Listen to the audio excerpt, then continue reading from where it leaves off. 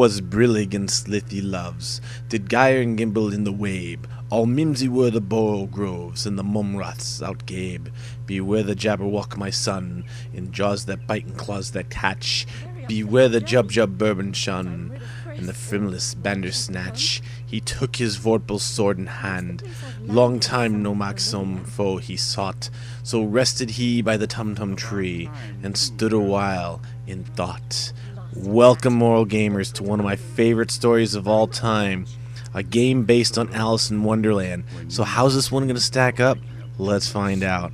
Before we start, forget everything Disney's taught you about Wonderland. They made it look like this little, fun, fantastic place. No, Lewis Carroll, when he wrote it, it was a children's tale. That's true.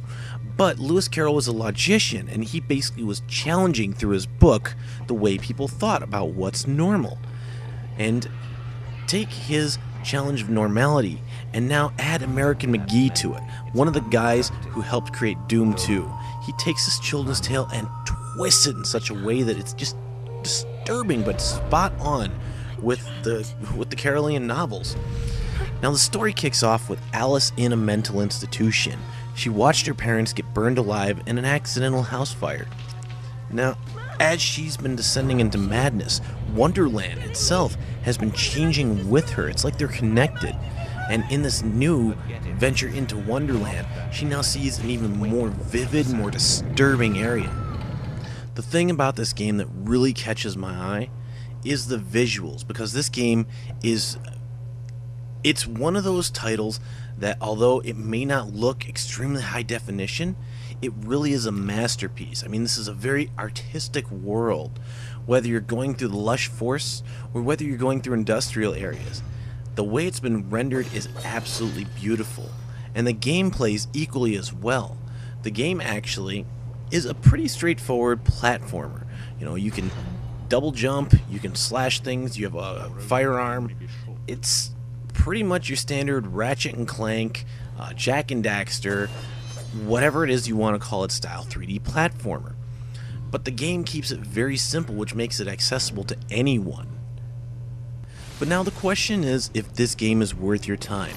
And Alice the Madness Continues does a great job of bringing classic literature to a new audience. But the problem with what it does is it doesn't do anything exceptional. It feels like your run-of-the-mill 3D platformer. And aside from the fact that it's a more mature themed game, this basically could pass for pretty much any kid's platform game. It's not exceptionally hard, and although there's a lot to find, it doesn't do anything that I haven't seen. So it's basically a choose-your-flavor style adventure. Now, I do like the fact that Alice can dodge, and if you're quick with that dodge button, you can do a lot of pretty cool things in battle, and pretty much go through some battles without taking damage. And her psychotic rampage, that's even a cool feature. I mean, considering the game itself, I mean, it's got some pretty cool features. But again, there just isn't anything here to make Alice the Madness Continues stand out. And I think that's why this game has gone pretty much overlooked. It is a great game. I mean, I strongly recommend it from a gamer standpoint, but it just doesn't do anything out of the ordinary. But then, of course, there's the moral aspect of this game, and absolutely not. I would not play this in front of my kids. Even some of the older ones. There's just something unsettling about the whole world of Wonderland, the way it's been rendered here. It feels really dark and demonic in some ways, and considering the fact that they talk about beheading people, and you actually do cut enemies in half, and your vorpal sword is actually a vorpal knife. More in the fact of it's like a cleaver.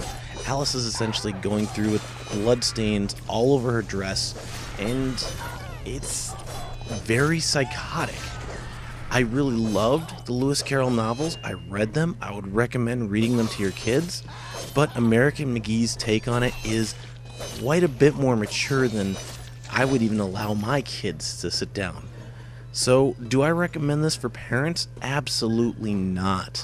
This is not a game you'd want to be playing with your kids, in front of your kids, around your kids, or even when they're within earshot. And with that said, I leave you with the words of Lewis Carroll. 1, 2, 1, 2, and through. The vorpal blade went snicker snack. He left it dead, and with its head he went galumphing back. Hast thou slain the Jabberwock? Come to my arms, my bemis boy. Oh, frabjous day, Kaloo Kalay, he chortled in his joy.